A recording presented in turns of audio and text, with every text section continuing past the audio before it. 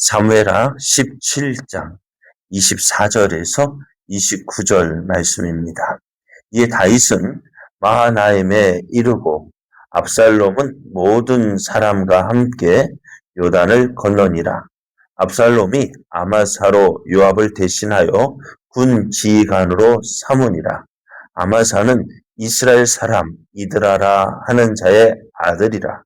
이드라가 나하스의 딸 아비갈과 동침하여 그를 낳았으며 아비갈은 요압의 어머니 수르야의 동생이더라. 이에 이스라엘 무리와 압살롬이 길앗 땅에 진친이라. 다윗이 마하나임에 이르렀을 때에 암몬 족속에게 속한 라빠 사람 나하스의 아들 소비와 로데발 사람 암멜의 아들 마길과 로굴림 길르앗 사람 바르실레가 침상과 대야와 질그릇과 밀과 보리와 밀가루와 볶은 곡식과 콩과 팥과 볶은 녹두와 꿀과 버터와 양과 치즈를 가져다가 다윗과 그와 함께한 백성에게 먹게 하였으니 이는 그들 생각에 백성이 들에서 시장하고 고나고 목마르겠다 함이더라. 아멘. 할렐루야. 하나님의 크신 사랑이 충만한 아침입니다. 오늘도 우리를 사랑하시는 하나님의 크신 사랑 안에서 하나님을 더욱 기쁘시게 하는 믿음의 삶을 살아가는 복된 날, 은혜의 날 되기를 예수님의 이름으로 축복합니다. 오늘 우리에게 주신 하나님 말씀을 통해서 하나님은 하나님을 소망하는 자에게 은혜를 주십니다. 하나님은 하나님을 소망하는 자에게 은혜를 주십니다. 이런 제목으로 하나님 말씀을 증거하겠습니다. 다윗은 압살롬의 편에 아히도벨이 함께 한다는 이야기를 듣고 몹시 두려워했습니다. 그래서 하나님께 아히도벨의 계략을 어리석게 해달라고 기도했고요. 그래서 다윗에 찾아온 후세를 자기와 함께하기보다는 압살롬에게 보내는 것이 유익하다 생각이 되어졌습니다. 그래서 후세를 압살롬에게 보내어서 이 아히도벨의 계략을 어리석게 또 패하게 하기를 원했는데요. 이 결국 어떻게 다윗의 생각대로 다윗이 원하는 대로 또 다윗이 기도한 대로 아히도벨의 계략이 패하게 되어졌습니다.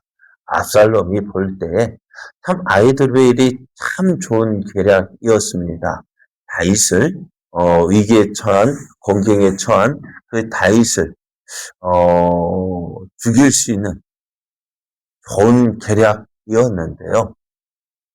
이 압살롬이 이 아히도벨의 계략보다는 후세의 계략을 취하게 되었습니다.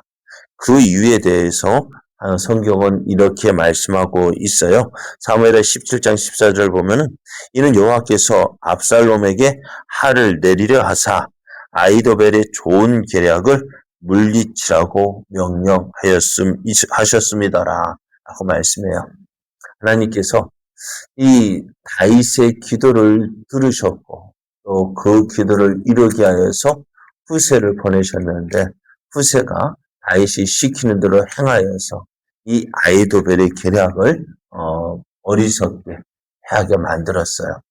결국 아히도벨은 자신의 계략이 선택되지 않자, 시행되지 않자 어떻게 돼요? 압살롬의 반란이 이제 끝났다. 이제 왜요? 자기 아히도벨의 계략을 보면 이 압살롬의 계략대로 돼야 다윗이 압살롬의 반란이 성공할 수 있었을 텐데 자신의 계획이 시행되지 않으므로 어떻게 해요? 결국 압살롬이 이 반란에서 실패하게 되어집니다. 이렇게 하나님은 우리의 작은 시름소리에도 귀를 기울이시고 또 그 기도에 응답해 주시기 하여서 사람도 보내주시고 환경도 만들어 주십니다. 그럼 우리가 기도한 후에 어떻게 해요? 기도했으니까 하고 가만히 있는 것이 아니라 하나님께서 어떻게 일하실지 기대하고 또 내가 무엇을 해야 될지, 무엇을 해야 될지 내가 해야 할 일을 함께 할 때 하나님께서 우리의 기도를 응답해 주십니다. 자, 아이도베리 기략은 지금 속히 다윗을 쫓아가 공격하자는 것이었습니다. 하지만 후세는 시간을 두고 많은 군사를 이끌고 다윗을 공격하자는 것이었어요. 지금 다윗에게 필요한 것이 무엇일까요?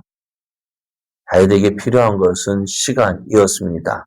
급하게 피난을 갔기에 군사를 정비할 시간도 없었고요. 그래서 이 다윗에게 필요한 것이 시간이었는데요. 후세가 다윗에게 시간을 주기 위한 계략을 세웠는데 이것이 성공했습니다. 이 귀한 시간을 통해서 다윗은 그의 군대를 정비할 수 있었습니다. 다윗이 마하나임에 이르렀을 때에 압살롬은 이스라엘 온 군대를 이끌고 요단강을 건넜는데요. 압살롬이 이 온 군대를 모으는 그 시간, 다윗은 요단강을 건너가서 다윗의 군대를 정비합니다. 이때 압살롬이 군 지휘관으로 이제는 아마사를 세웠는데요. 근데 이 아마사는 다윗의 군대 장관인 요압의 사촌입니다. 또 요압은 다윗과 또 사촌이기도 합니다. 지금 이 전쟁은 누가의 싸움입니까? 아버지 다윗과 또 아들 압살롬의 싸움이고요.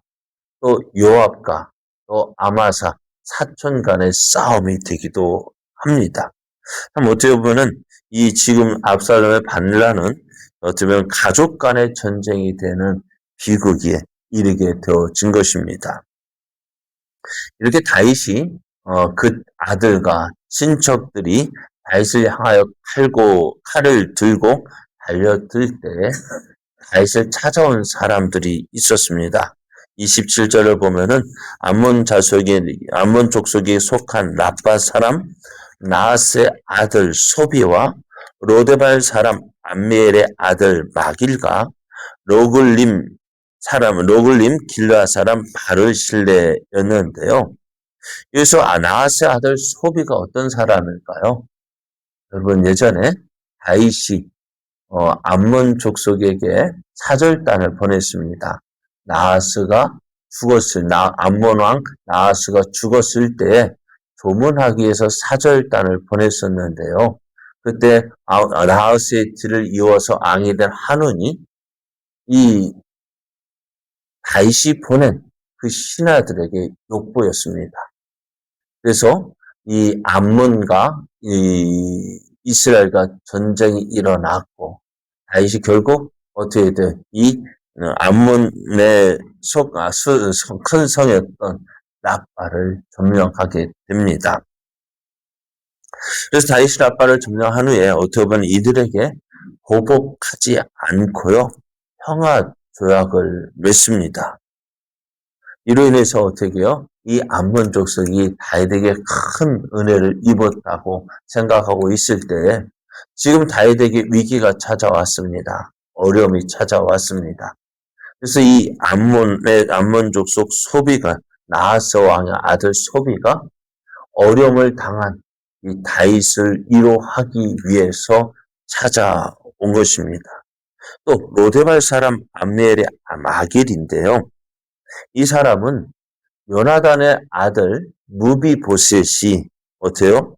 다윗의 궁으로 들어갈 때까지 이 마길의 집에서 지내게 되어집니다. 그러니까 무비보셋을 보호했던 사람이 이 마길입니다. 근데 어떻게 보면 무비보셋이 어떻게 되어져요? 죽임을 당할 사람인데 왜요? 전 왕조의 유일한 승계자잖아요. 그런데 그 무비보셋을 죽이지 않고 자기의 아들과 같이 여겨서 이 다윗의 궁으로 불러갔을 때 이 마길이 깊은 감명을 받게 되어집니다. 그래서 이 다윗이 어려움을 당할 때 오늘 함께 찾아왔고요. 바르실레는 기울르앗의 유지였는데요. 바르실레 역시, 다윗에게 은혜를 받은 것 같아요. 그래서 다윗이 어려움을 당하였다는 소식을 듣고 이들에게 필요한 것을 가지고 왔어요. 이들이 가지고 온 것은 정말 다윗에게 필요한 것들이었습니다. 다윗이 급하게 예루살렘을 떠났습니다. 그러다 보니 준비해야 될 것도 제대로 준비하지 못했습니다. 얼마나 급하게 피난을 왔냐면은 다윗 역시요. 신발도 신지 못하고 맨발로 예루살렘을 떠난 것을 보게 됩니다. 그런데 지금 이 세 사람, 소비와 마길과 바르실레가 이들에게 필요한 것을 가지고 왔을 때 힘을 얻었습니다. 하나님은 그 사랑하는 자를요, 결코 버리지 않습니다. 우리가 하나님에 대한 믿음을 포기하지 않고요, 끝까지 하나님을 의지하면 하나님은 우리를 그 모든 위기에서, 고통 가운데서 건져 주십니다. 이제 우리는 어떻게 겸손히 하나님의 도우시는 은혜를 구하며 믿음으로 행해야 합니다. 어떤 상황이 닥쳐온다 할지라도, 어떤 어려움이 닥쳐온다 할지라도, 여러분, 실망하지 마십시오. 낙심하지 마십시오. 그리고 하나님을 소망하십시오. 그래서 이 어려움을 겪었던 다윗이요, 이렇게 고백을 하고 있습니다. 시편 3편 5절을 보면은요, 내 영혼아, 내가 어찌하여 낙심하며 어찌하여 내 속에서 불안해하는가? 너는 하나님께 소망을 두라. 그가 나타나 도우심으로 말미암아 내 하나님을 여전히 찬송하리로다 했습니다. 어려울 때, 힘들 때, 낙심되어서 모든 것을 포기하고 싶을 때, 그러할지라도 하나님께 소망을 두십시오. 하나님을 의지하십시오.